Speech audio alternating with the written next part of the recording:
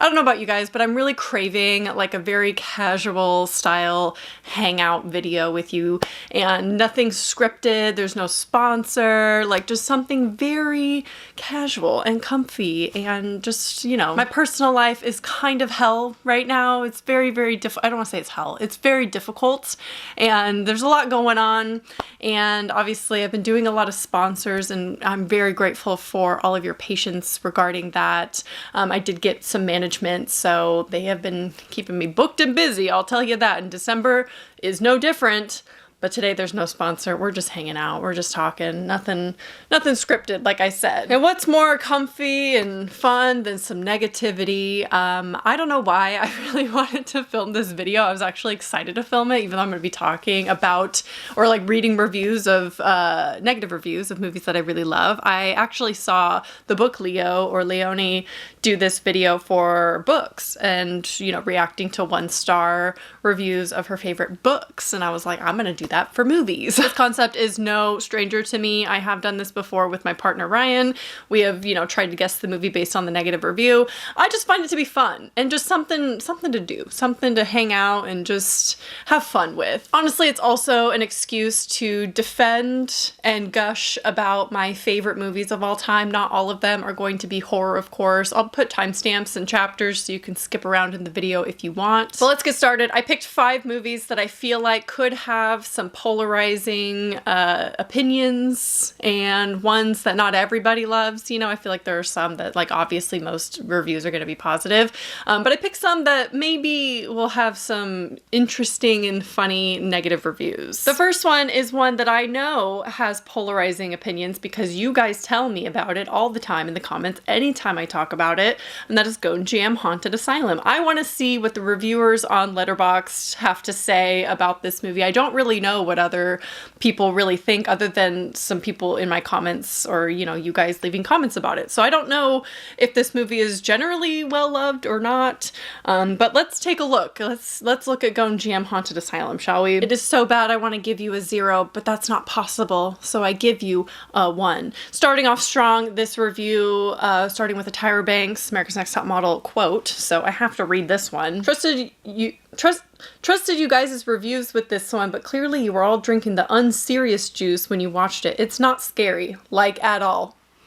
I understand that supernatural horror is not going to be as scary for everyone. Like, me watching home invasion movies don't typically freak me out like supernatural horror does, because my favorite movies and the scariest that I've seen is usually supernatural. So, because I think Gonjiam is probably the scariest movie I've ever seen. So to say it's not scary at all, you must hate supernatural horror. That's what that tells me. The whispering ghost thing completely destroyed all tension, and it's totally comedic. If you don't get it, that's fine. Just kidding. I don't want to be that pretentious film snob who's like, you just didn't get it. You didn't understand. Maybe it's not scary for you. Maybe it's not. For me, definitely horrifying. Anyway, get help if you found that scary. Oh. The music is horrendous, the acting terrible, the characters annoying as fuck, wanted them all to be killed off within 30 minutes, the movie is boring as fuck. Okay, can we calm down? I feel like we need to, let's take a deep breath together, because this video or this movie is like stressing you out. I feel like maybe it was effective and you're just in denial because your stress levels are up here, which is kind of what you want from a horror movie, right? We need to like bring it down a notch. Okay, I promise this is the last horror recommendation from that one TikTok. God, what a slog to get through. What TikTok, I wonder? I don't have a problem with slow burn found footage horror, as should be evident by my opinions on the Blair Witch Project and Paranormal Activity. That said, I well and truly believe that nothing of substance happens in this movie. Nothing to see here that I actually couldn't see in like a BuzzFeed Unsolved video or whatever. I'm sorry. In BuzzFeed Unsolved, were they seeing the same things as Gonjiam? The man floating? Did we watch the same movie? Because this was not just a slow burn found footage movie like Blair Witch Project, Paranormal Activity, where nothing really happens except some doors shutting and some sticks being made. Love those movies.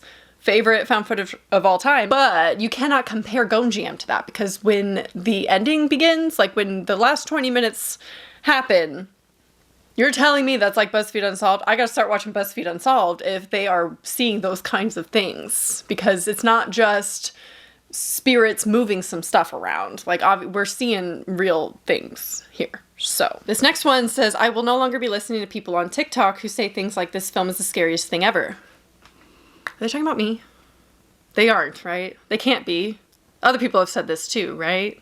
I can't be the only one on TikTok saying it's the scariest movie I've ever seen, right? Because it never is. It's usually just a shitty attempt to remake the Blair Witch Project. I hate this accusation, and when people compare any found footage movie to the Blair Witch Project or like a wannabe Blair Witch, because they are not the same. You could argue that some movies are a little bit more directly inspired by the Blair Witch Project, but you cannot say Gonjiam is like a Blair Witch ripoff or just attempting to be like Blair Witch, because it's not, obviously. Again, this review, this is that BuzzFeed Unsolved show all the kids are raving about. This review is so confusing to me.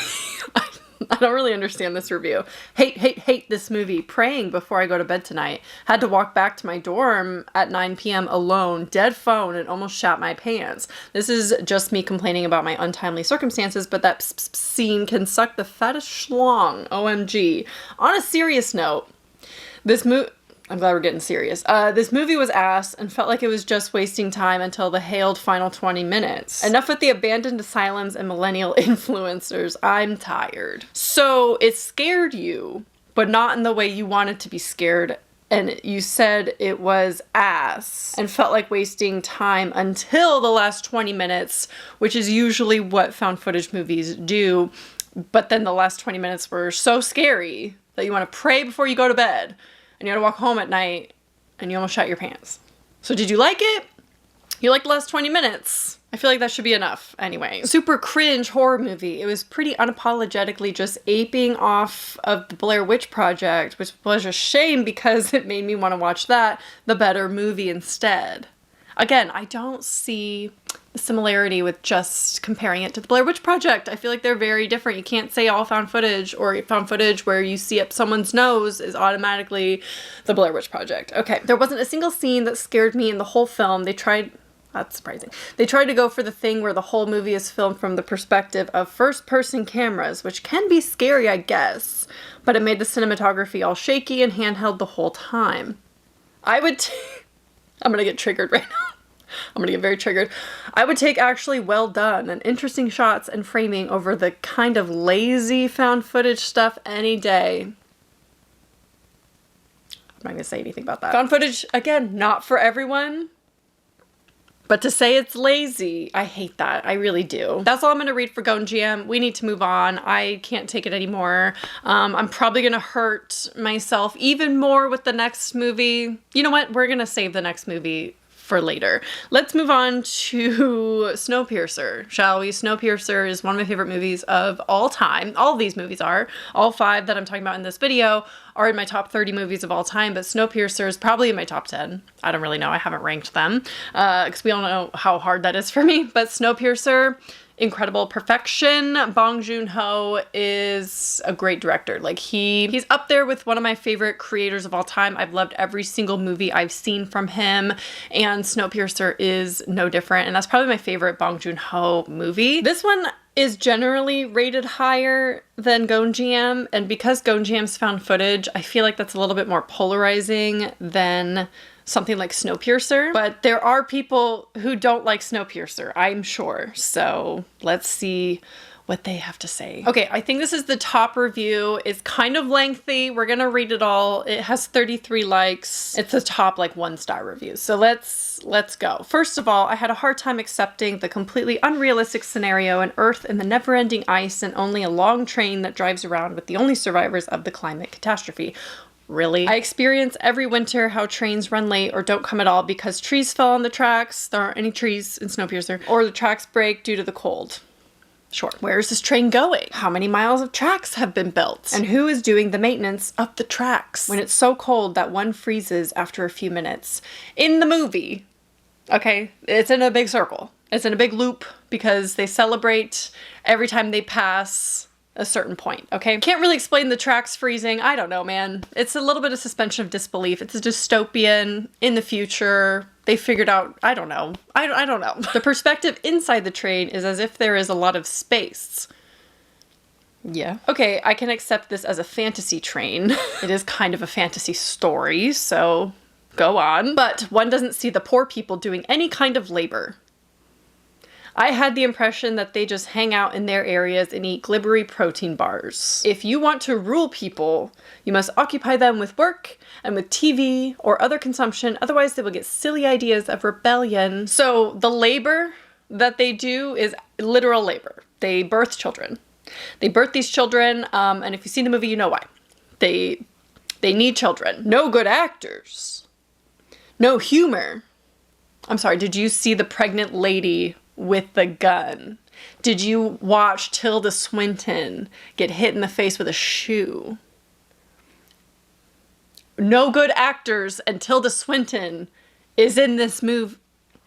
No developing relationships, no passion, no sex, nothing. 33 likes on that guy. Okay, so this is gonna be the next most liked 1-star rating. I think we'll just do this because they tend to have like the strongest opinions to read. I guess I watched a different film to everyone else because the one I saw was mind-meltingly dumb. From the ridiculous premise, I don't understand people calling it ridiculous, or you just can't fathom it, or you can't believe it. It's like, that's almost the point of a dystopian future apocalyptic movie. Is it so ridiculous sometimes that it's a little bit over the top, but you also have to have suspension of disbelief because it wouldn't happen in our current reality as of right now, but could in the future, To the characters I didn't care about. Why do people not care about these characters?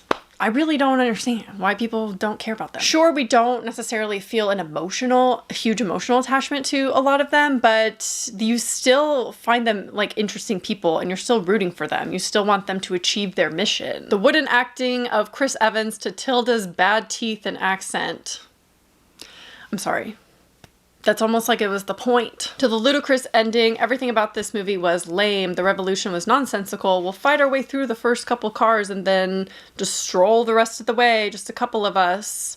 Because they captured someone to help them go along through the cars. Are these people paying attention to the actual story? Like the story of the train itself, the story of how they get from one car to the next, moving their way up the train.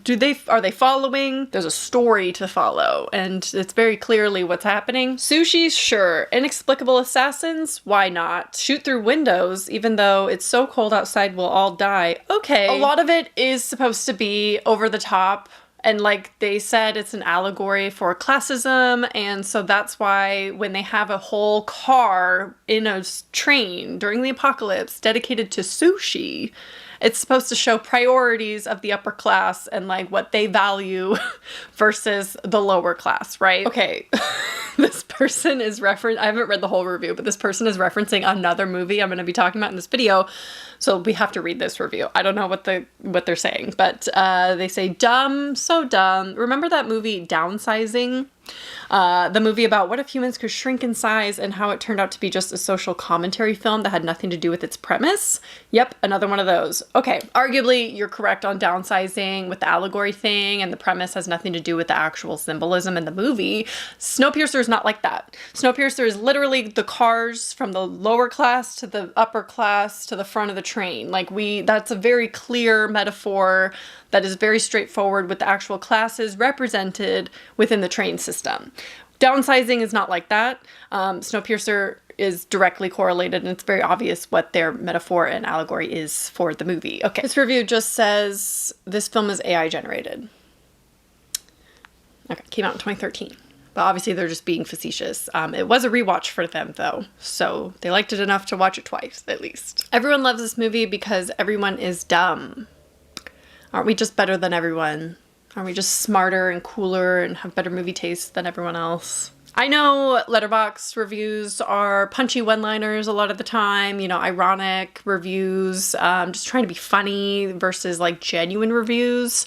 So I'm not really that upset by the one-liners, you know, they're trying to be quippy and like funny, so sure. Okay, but this one hurts a little bit because social commentary for the Marvel generation, what a stinker.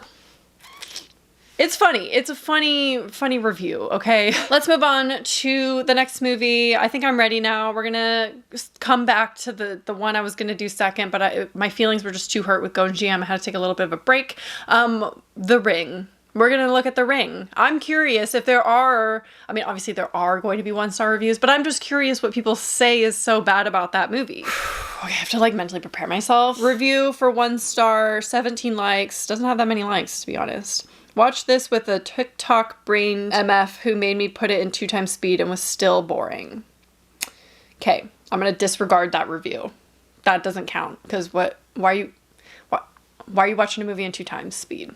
What are we doing? This next one has 16 likes. Let's see what they say. I watched 5 horror movies today, 2 of which being straight to Netflix films with less than a shoestring budget. And this is inarguably the worst of the heap. This has every single terrible, awful, no good horror cliche that you could fit into a single feature film. And the color grading manages to make this film more blue than even Twilight. I laugh because this film was not color graded. This film was not color graded, and there's a whole YouTube video on that. Anyway, this review is funny. It says iconic, but I hate it. So what? Okay, this one's mildly long. We'll read this one. Upon rewatch, this is very bad. The child's performance is abhorrent. The twist that Noah is his dad is also awful and randomly dropped. So many scenes that could be disturbing, like the horse on the boat, are ruined by comically bad editing and awkward performances. Okay, but the horse on the boat is a horrifying scene. So what do you mean the editing made it weird and awkward? Some of the imagery is cool, but it's just ripped from the original, so no credit there. Rest of the movie is so boring to look at. I saw this in a theater with The Ring themed drag show beforehand, which included a 3D animated Samara dancing to WAP. It was much more enjoyable than the movie. Okay, that sounds fantastic. This was silly and too long. It's not even 2 hours. And Scary Movie 3 did it better.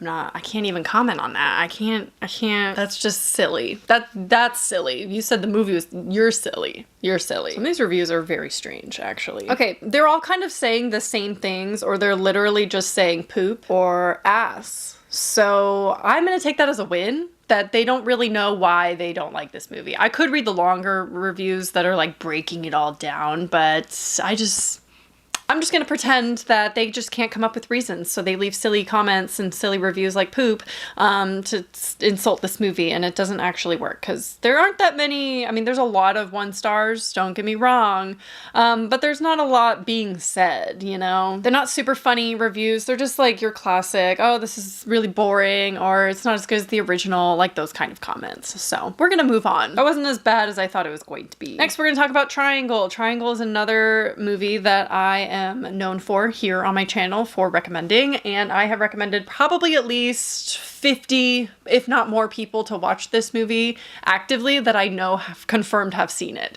I always give recommendations, but I never can confirm how many people have actually seen it because of me. But you guys always tag me on Instagram when you watch this movie, so thank you. Keep that up. Anytime you watch a recommendation from me, tag me so I know that you guys actually care and actually like my recommendations and want to watch them and are actually watching them, and I'm just not talking into thin air. Triangle is actually rated a little bit higher than The Ring on Letterboxd, funny enough. So let's narrow down the reviews. I know this one's gonna have some heated 1-star reviews. I feel like this is gonna be the one. Starting with this review, 28 likes, really disappointing. I enjoy movies with a loop structure and plot twists, etc., but damn, this was repetitive, boring, and pointless. Definitely not as smart as it thinks it is. Played out like a bad B movie. Was waiting for a big reveal that would possibly redeem things, but sadly that moment never came. I personally like, I don't want to spoil anything really with this, so how do I word this? I like that nothing was redeemed. I'll just leave it at that. I liked the reveal and the twist. I appreciate the people who address the fact that they don't necessarily understand the movie. I really don't even understand. I feel like this is such a mind-bending movie that it's like it's going to have a different meaning for every person. So I appreciate when people recognize that. They still rate it really low, but they're like, you know what?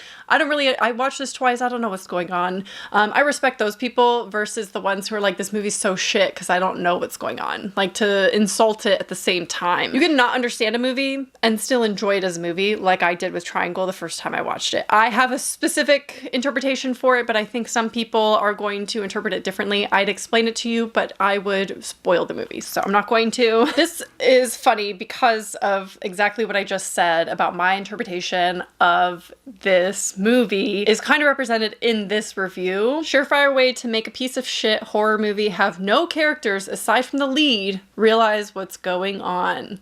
Exactly. You hit the nail on the head of the purpose of this movie. The lack of character progression or meaningful interaction makes the whole thing feel so empty. Exactly. You got it. He gets it. Okay, a lot of these reviews are actually spoiling the reveal in the end, and I know some of the reviews in like Snowpiercer kind of spoiled it. Kind of. I don't want to do that with this one specifically, so. This one's just, okay, why are we getting mean for no reason? This was so bad to the point that I'm kind of offended. First of all, Melissa George may look like Rachel McAdams, but she could not act like her. Who said anything about Rachel McAdams? They don't really look alike. Why are we comparing? Why are we bringing in Rachel McAdams into any of this? She didn't sign up for that. All the charisma of a baked bean.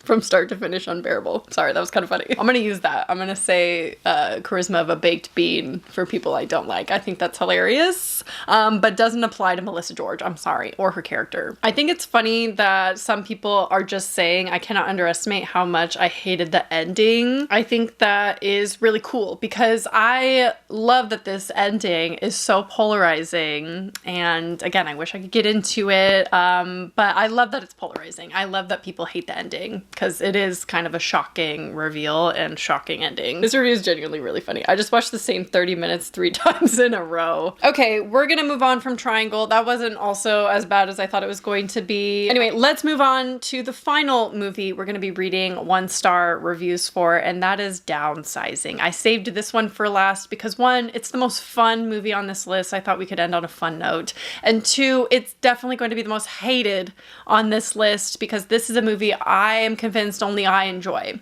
And I enjoy this so much, I rewatch it all the time. If I'm sick, if I'm in a bad mood, if I'm stressed out, if I'm sad, I will put on Downsizing. It is my ultimate comfort watch. Matt Damon is my comfort actor. So I can't wait to gush about it. Let's look at reviews of people who hate it.